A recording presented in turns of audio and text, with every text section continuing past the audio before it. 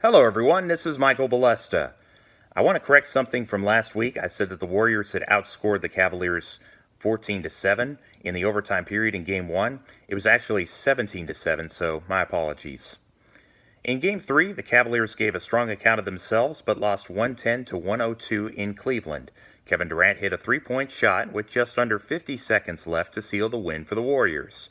It was nearly the exact spot of the court where he hit a clutch three in Game 3 of the 2017 Finals. He was red hot and finished with a game-high 43 points, adding 13 rebounds and 7 assists. He picked up the slack from Steph Curry, who had a poor shooting night for Golden State Wednesday. Checking the stats, LeBron James had a triple-double, finishing with 33 points. He did get help from his teammates. Kevin Love scored 20. Rodney Hood did very well, putting up 15. J.R. Smith, though a tough shooting performance overall, got 13. The Cavaliers brought the energy, but any realistic chance of getting back in the series was dashed on the Durant shot.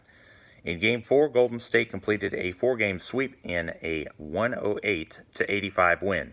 The Warriors won their third NBA championship in a span of 4 years.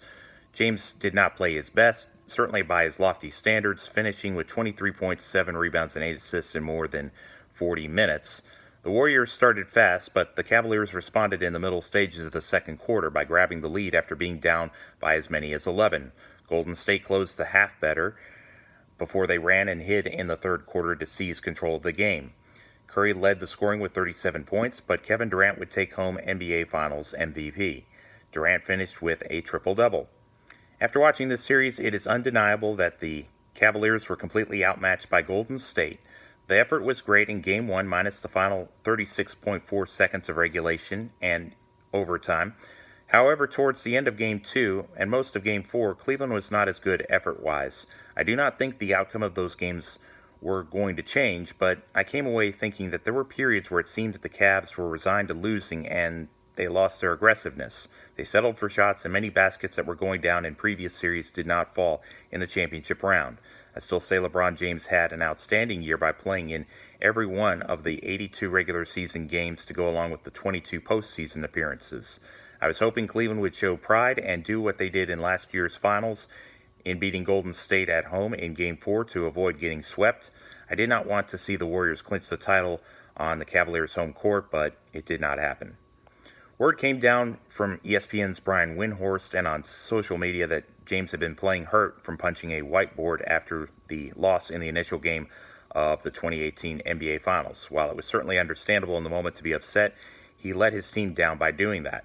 Additionally, James missed an opportunity to be a team leader in encouraging J.R. Smith on the Cleveland bench in between the end of regulation and overtime following the mistake at the end of the fourth quarter.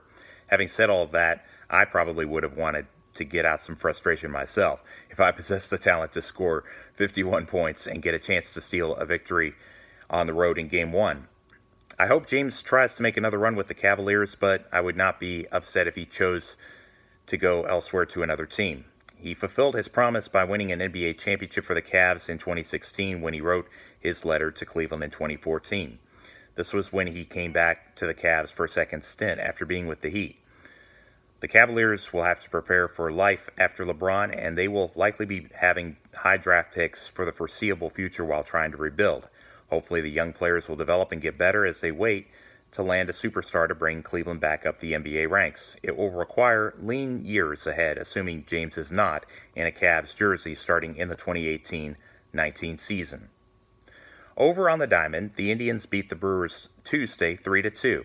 Looking at the MLB recaps, Lonnie Chisenhall drove in Edwin Encarnacion and Yonder Alonso in the second inning. After Lorenzo Cain got a base hit in the third to make it 2-1, Jose Ramirez earned his 19th home run in the bottom half of the frame to restore Cleveland's 2-run advantage. Travis Shaw got a home run for Milwaukee, but Cody Allen hung on for his 10th save. Corey Kluber picked up 7 strikeouts for his 9th win. Cleveland completed a 2-game sweep of Milwaukee. The final score was 3-1. After a Travis Shaw single to score Christian Yelich in the first inning, Michael Brantley responded in the fifth. His single got Rajai Davis to the plate to tie the game. Later in the frame, Ramirez got his 19th double of 2018 to get Francisco Lindor home. Finally, the scoring was complete when Jeremy Jeffress walked Alonso. Carlos Carrasco improved to 7-4, punching out 10 batters in 7 innings of work. Cody Allen was able to add another save. After a travel day, Cleveland took on the Tigers Friday night. The Tribe fell behind in the first inning after Nicholas Castellanos had an RBI double. In the fourth, the Indians tied the game off the bat of Yonder Alonso to get Edwin Encarnacion to the dish. The score remained tied until the ninth, and Jason Kipnis picked a great time to hit his fourth home run of the season. It gave Cleveland a 4-1 lead, which Cody Allen was able to preserve. Trevor Bauer got credit for his fifth win, recording 12 strikeouts. Saturday, Detroit turned the tables with a 12-inning win, 4-2. Yan Gomes canceled out Victor Martinez's RBI single with a home run in the third inning to tie the game at 1.